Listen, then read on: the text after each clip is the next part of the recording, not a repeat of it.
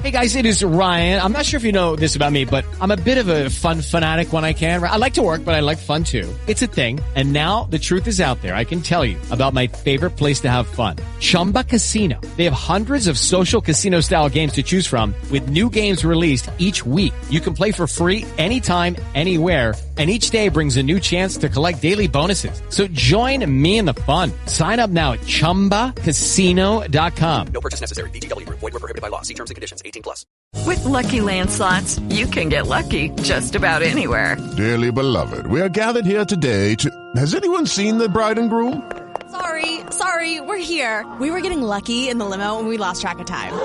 No, Lucky Land Casino, with cash prizes that add up quicker than a guest registry. In that case, I pronounce you lucky. Play for free at LuckyLandSlots.com. Daily bonuses are waiting. No purchase necessary. Void where prohibited by law. 18+. Terms and conditions apply. See website for details.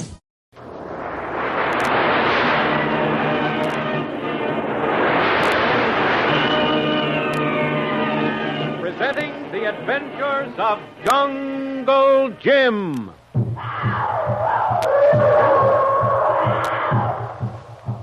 The Adventures of Jungle Jim, broadcast weekly over this station, are dramatized from the full-color action pictures to be found in the Comic Weekly, the world's greatest comic supplement that comes to you each week with your Hearst Sunday newspaper. Join the 11 million adults and the 6 million youngsters who enjoy the world's greatest comic and adventure pictures by the world's best artists, featured in every issue of the Comic Weekly, which comes to you with your Hearst Sunday newspaper.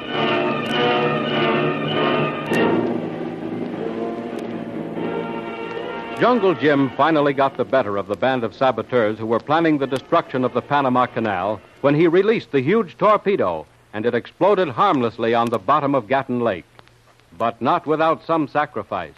For as soon as Beard realized he had been outwitted, he shot Jim in the back, and he was holding his pistol at Jim's head to finish him off when a shot rang out from Kolu's rifle and Beard slumped to the floor of the cave, dead. Kolu and the canal guards tenderly carry the wounded Jim back to the plantation house, where Colonel Barrett and Kitty arranged to have him transported to the hospital at the Army base across Gatun Lake.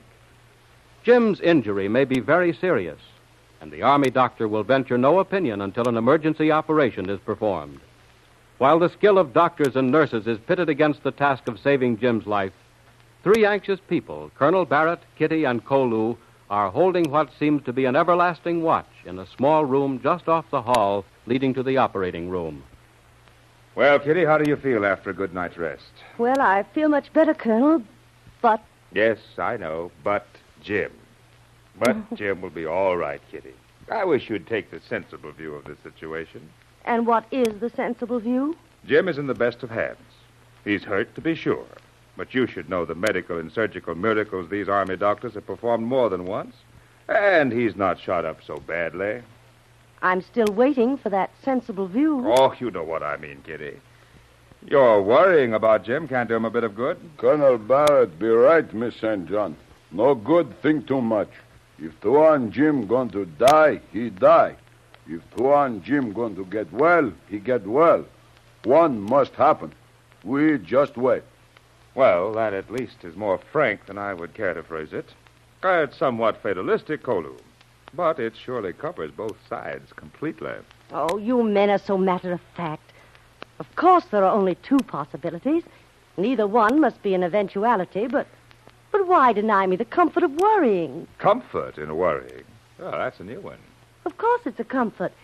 If a woman hasn't got a man to worry about, she'll worry because she hasn't. Well, Kitty, if there's that much pleasure in worrying, let's worry together. You can't fool me either, Colonel Barrett. Good news from that room would be just as welcome to you as it would be to me. Kolu like to hear good news, too. Well, I think we're all free, like the boy whistling his way past the graveyard. Come on, let's change the subject. Kitty, however did you get into this sort of a life? It doesn't seem a bit like the surroundings the young lady of your background would select as a vocation. Well, that's a question that would take a week to answer. Well, we have time to make a start anyway. Yeah. Have a cigarette? Oh, yes, thank you. Thanks. Oh, it began so long ago, I almost forget when. Only 1 year ago, Miss St. John. That's right, Kolu. Only 1 year. Oh, but so much has happened. When one work with Jungle Jim, something always happens. It sounds interesting anyway. There's no doubt of that.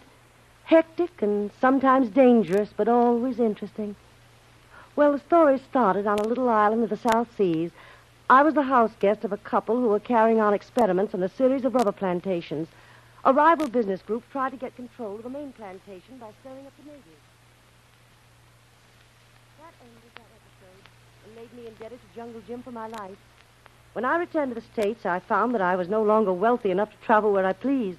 In fact, I was faced with the problem of earning my first dollar or go very hungry. I knew nothing except how to be a lady and could no longer afford that. Jim was the one that made it possible for me to be independent again. He gave me the job of his secretary. Then we came down here. Filthy place. Go on. Why stop? I've never heard a more interesting tale. Don't ask me now, Colonel Barrett. I can't even think straight. I'd give anything to know what's going on behind that door. Oh, Kitty, you disappoint me. I disappoint myself. I thought I'd taken your mind off that.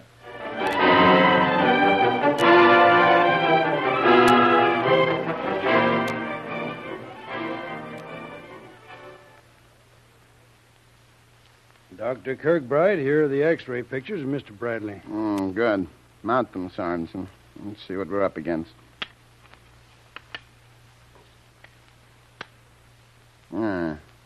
A nasty place. In tarnation do bullets always find such places to hide? Between the spine and the right lung. Yeah. Of course, it could have been worse. Bullet must have struck the transverse process of the vertebrae and was deflected. It looks like dangerous territory it's in now. That's the way it happened, Doctor. See here, that must be a bone chip from one of the thoracic vertebrae. Yeah. Well, according to this other picture, it's now lodged between the mediastinum and the pleural sac. Now, it hasn't penetrated the pleural cavity. No, I think we'd be right in believing otherwise, Doctor. You see, from this angle, the deflection was upward. That's encouraging. Yeah, some encouragement. I don't like that area at all. Dr. Kirkbride, the stories of your technical ability are just too numerous for me not to welcome this opportunity to see you operate. Why didn't they pick on someone else? Why, man, they got me out of bed at 2 o'clock in the morning and flew me here direct from Washington. Who is this fellow, anyway? He's a great hero. Just uncovered a plot to smash up the canal. He got the gang almost single-handed. But one of them let him have this bullet as a souvenir of the occasion. Yeah, that probably explains why the call came from the office of the chief of staff. But I have a lot of other work to do, confounded. Hero or no hero. Well, Doctor, you can really blame myself and my staff. We sent in the request. We believe you to be the best man in the world for this kind of an operation. Ah, poppycock sounds. Now, come on, let's get to work. All right, through this door, Doctor. I'm sure the operating room is ready by now.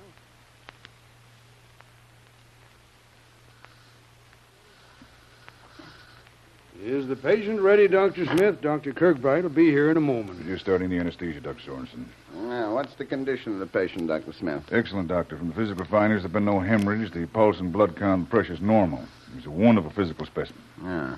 Has he had his tetanus antitoxin? Yes, Doctor. No indication of lung collapse? No, Doctor. Physical findings of respiration normal. Have that light lowered about a foot. Yeah, that's right. Now, scalpel, please. Clamp. Another clamp. Blunt probe. No. Smaller retractor.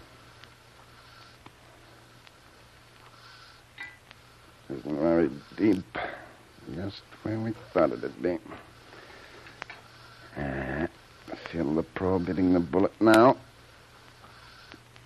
Grasping forceps.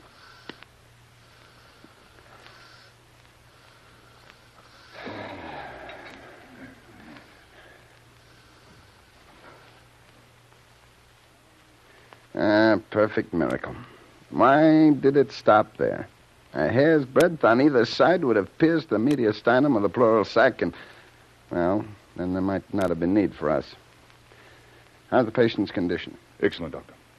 Well, we'll take no chances on post-operative shock.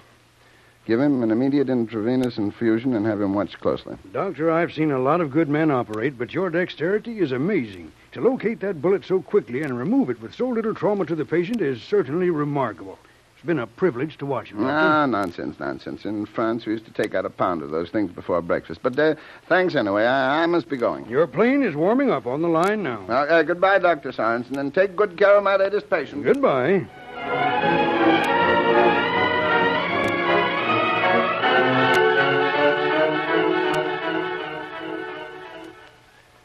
When those plans for the automatic rifle were recovered, the spy who had stolen them was given 20 years. And from then on, I was in the Army intelligence. Go on. Why stop? I told you all of my story, and, well, I'll not be satisfied with less than all of yours. Do you really mind if I beg off? Regulations, you know. That case happened while I was in the Ordnance Department and not subject to the ban of silence imposed on us in the Intelligence Department. Does that apply to everyone? Oh, yes, everyone in or out of uniform and out of apartment. You mean I can't talk about the case of J7 to anyone? Well, no one can give you orders not to talk about it. But as the kind of patriotic American you are, it would be wiser in times like these to keep the story of Doc Beard in your own private file of memories. Colonel Barrett? Yes? Can you take a telephone call? Yes, certainly. What is it? In the office, sir. All right, I'll be right back, Kitty. All right. That Colonel Barrett. He great hunter, too, Miss St. John. He is that, Kolu. I never knew we had so many people from other countries who want to do us harm. Oh, I've read spy stories and put them in the class of murder mysteries. Nice entertainment if you like that kind of a story, but not founded on fact. Yes, sometimes truth is stranger... Kitty, I've got good news. Jim, he's all right. No, I mean it's not about Jim. Oh. You know that list of spies you found in Beard's library? Yes. They have been rounded up, every last one of them. Oh. We can close this case up as 100% success, thanks to you, Jim, and Kolu. Well, I'm glad you've had so much good fortune. Oh, but I wish a little of that good luck could have been saved for Jim. He seems to be the one who needs it now. Ah, Kitty. Well, why are they taking so long? Why can't we find out what's going on in that operating room? Yeah, we're supposed to be close-mouthed, Kitty, in our group, but we're positively loquacious alongside of those fellows in the medical corps. They talk when they're good and ready. Well, if they don't tell us something, and soon, I'm going in there and find out for myself. Miss St. John, Colonel Barrett. Oh, Dr. Sorensen, what is the news? It's of the best, young lady. Oh, thank goodness. He's safe. Oh, when can we see him? Will he be out? Well, where is he now? Dear me, such impatience. Well, I don't blame you. Time passes slowly on such a vigil as yours. He's really all right, Doctor? Couldn't be better. We had the best surgeon in the medical corps flown directly here from Washington, and he performed a miracle of surgery right before my eyes. By A miracle? Yes. That bullet lodged in an extremely dangerous area. A few hundredths of an inch to one side or the other. Well, the results might have been very different. You mean, Doctor, that Jim was in that kind of danger? Was in that kind of danger. Now he's as safe as if it never happened. Oh, Doctor. Hey, look out, Kitty. You're knocking me off balance. Well, don't stand there grinning like a jackanapes, Kolu. Help me up. That be just like girl, Colonel Barrett. Always mix things up.